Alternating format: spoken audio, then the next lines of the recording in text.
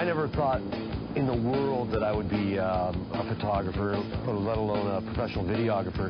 I remember in grade 7, you know, like when everyone was asked what their profession would be when they grew up, and like all the guys would put Playboy photographer. I always thought that was cool.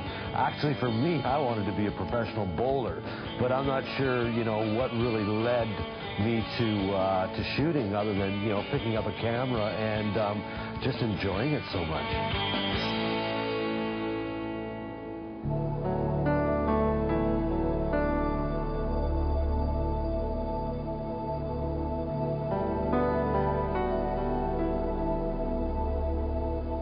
I think I've shot in about 42 countries worldwide, and this is still one of my favorite places on earth to shoot. The reason why I like coming down along the gorge here is that most of the tourists are all up top, and this is where, you know, the common folk never get to. And it also gives you a chance to get some really great images that no one else has ever captured. I've never been down here in the winter time. Looks a lot different. Hey, I found a spot. We can go down this way. Just watch your step. It's going to be very slippery. One thing about photography, you never get a great understanding of how cold it is, but up top of the gorge is like -26 with the wind chill right now. And what's incredible about this location, and I've been here in the summer, I've been here in the fall, and I've been here at night. I've never been here in winter, but the place, I mean, it's constantly changing. And even though there are millions of photos taken of Niagara Falls every year, it's always challenging to come down here and shoot Niagara a little bit differently, a little bit in a way that no one's ever captured it before.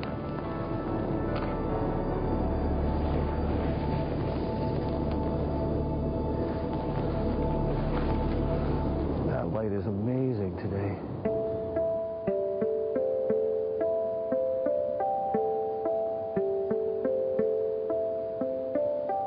About 5 years ago, I started shooting micro-stock photography, meaning that you were able to put a gallery online and people were able to purchase your images for, you know, like $1 a shot.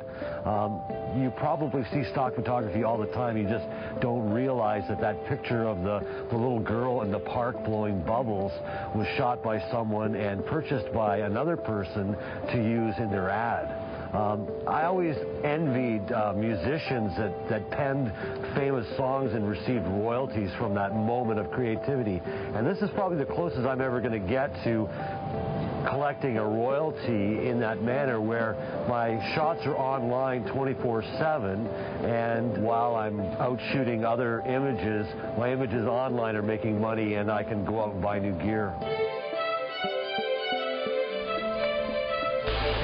Some of the biggest sellers that I do have are my accident scenes.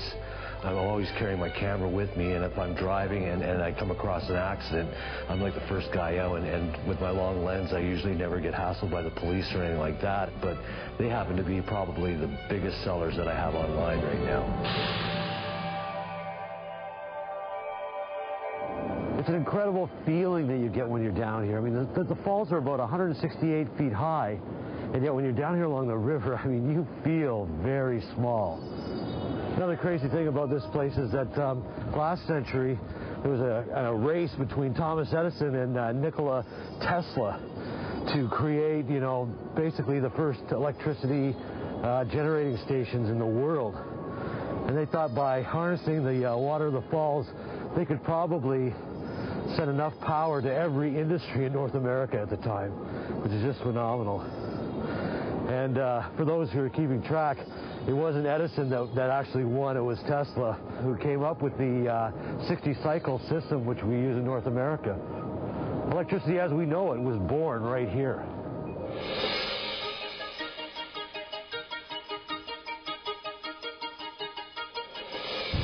Being a professional videographer has allowed me to travel around the world. And recently I had the opportunity to shoot in Shanghai a few times. I mean, it is an incredible city. It is just astounding how dense the population is. And they basically transcended the whole city into the new millennium by creating all of these unbelievable buildings.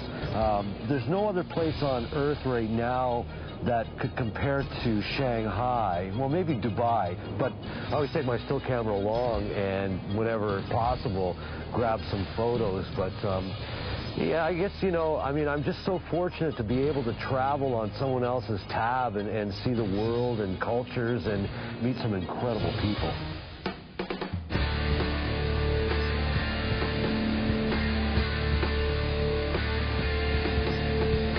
I love shooting motorsports. I love shooting vehicles of all kinds, whether it be motocross, snowmobiling.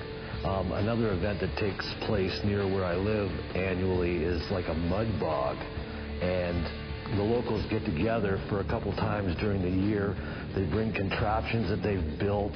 They bring Dad's truck, their Jeeps or whatever, and they come and they play in the mud for the day. And mud, when it's thrown up and about, takes on a whole new life of its own when it's frozen during that fraction of a second.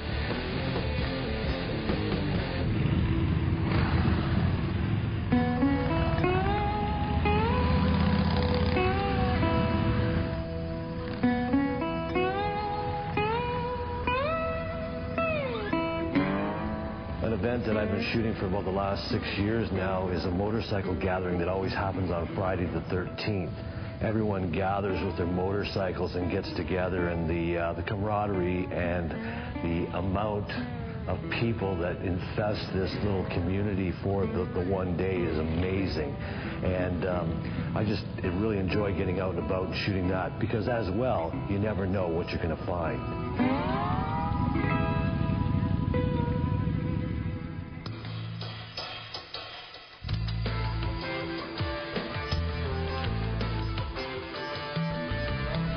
A lot of people think that because I carry this big high-definition camera around on my shoulder that I'm a technician, and you know, I always kind of hated that because it made me sound like I was an electronic engineer. But I would have to say that, you know, because there's so much creativity that goes into it, yet there is a technical aspect to shooting, that I'm a creatician. I'm just so fortunate to have a job that I truly enjoy. Getting up in the morning, I never know where I'm going to be, who I'm going to meet, what the subject matter is going to be. And as I tell most people, because I get paid to watch, it sure beats working for a living. I think that's enough Niagara for one day. That's a wrap, baby.